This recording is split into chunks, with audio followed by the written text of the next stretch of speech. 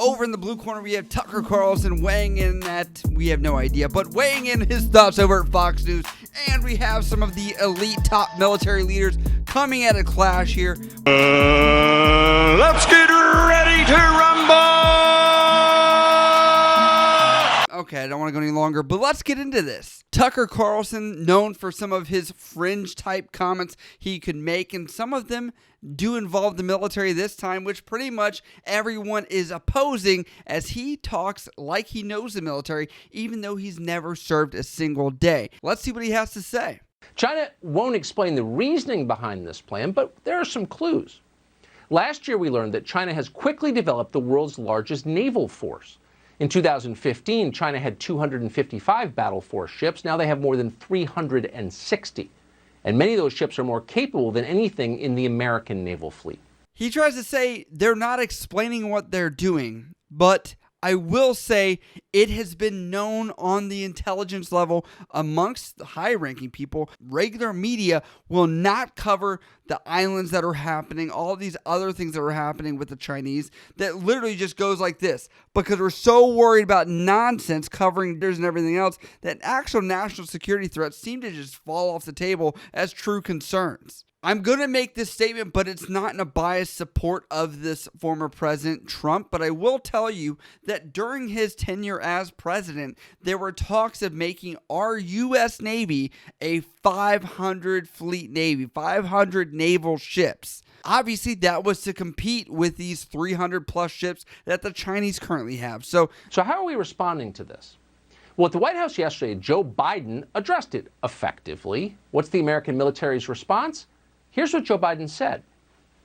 Some of it's relatively straightforward work, where we're making good progress designing body armor that fits women properly, tailoring combat uniforms for women, creating maternity flight suits, updating requirements for their hairstyles. And some of it is going to take an intensity of purpose and mission to really change the culture and habits that cause women to leave the military.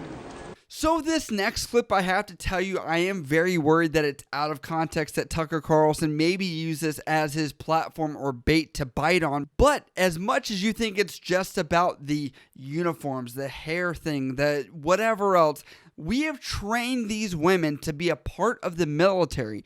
Now, Tucker Carlson, if you're a man that probably understands taxes, dollar signs, and what we pay as far as Department of Defense to get these women to continue to be in the force, you might have a different thought process.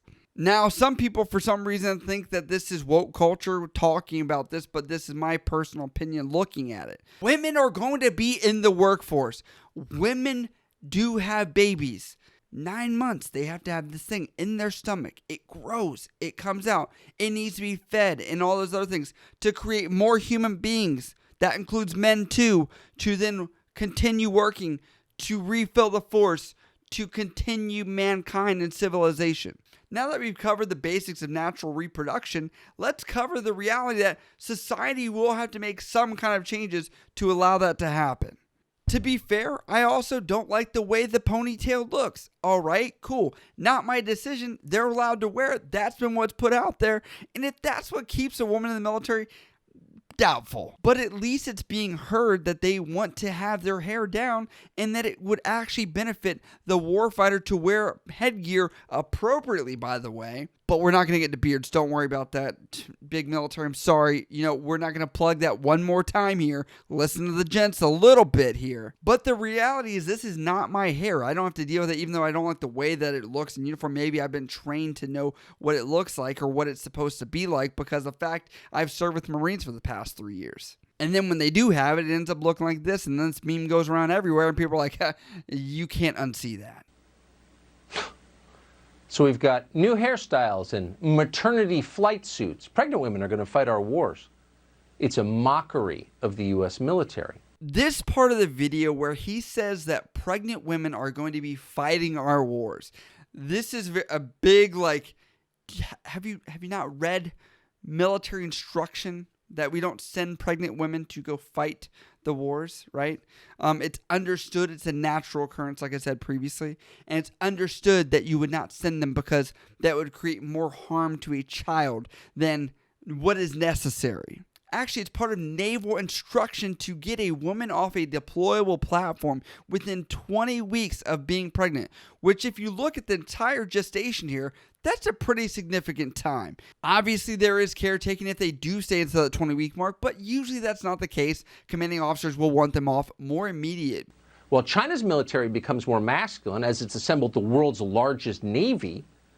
Our military needs to become, as Joe Biden says, more feminine, whatever feminine means anymore, since men and women no longer exist. The bottom line is it's out of control, and the Pentagon's going along with this. Again, this is a mockery of the U.S. military and its core mission, which is winning wars. Now he goes on to this point to end up talking about how the superiority of the Chinese is a concern, which I do agree with, but in this realm of bashing people in our armed services, I think it's the wrong place to go and the wrong angle to take. And this entirely disregards the human rights issues that we see within the communist practices that the Chinese have. What we've seen is that previously they were having a one-child policy up until 2015 where they changed this because guess what? Yes, they're going to have more men in their military, but that's also almost reflective of the population because guess what? It is known that there are about 114 males to 100 males on the ratio perspective, and they stopped the one-child policy because there was such a disparity, because people were not wanting females or girls as children. And so this is how we've become a more male-dominant society that we've seen in the Chinese population. And that's also why they stopped the one-child policy. When you have a lot of males that are coming through, you're not really replenishing the population appropriately, and they were seeing a decline in the workforce as they noted more people were going into retirement. And that's how we ended up where it's at. So realistically, where will this end up as this stretches in the long term? Who knows? This entire debate, this entire clip is massively conflicting. We're talking about naval ships, then we're talking about women being war fighters, and we're kind of convoluting this idea of what the reality is if we were to go in a peer-to-peer battle with our adversaries over in China. Now, if this is a hypothetical scenario, let's be real. The news has been talking about it, but you probably haven't covered it, is the reality that the next battle that's going to occur is likely to be at sea. Now, he's talking about them fighting our wars where, I mean, most people are going to conflate this with being in the Marine Corps, being an Army soldier, things like that where you're carrying a ruck and a weapon. Being on a Navy ship is not the same demands as that, to be honest with you. And this looks like it's not falling on deaf ears in regards to some of the top military leadership clapping back at Tucker Carlson about some of the comments that he's made, and they are very disturbed by this. This includes some of the top senior enlisted and senior officer ranks coming back.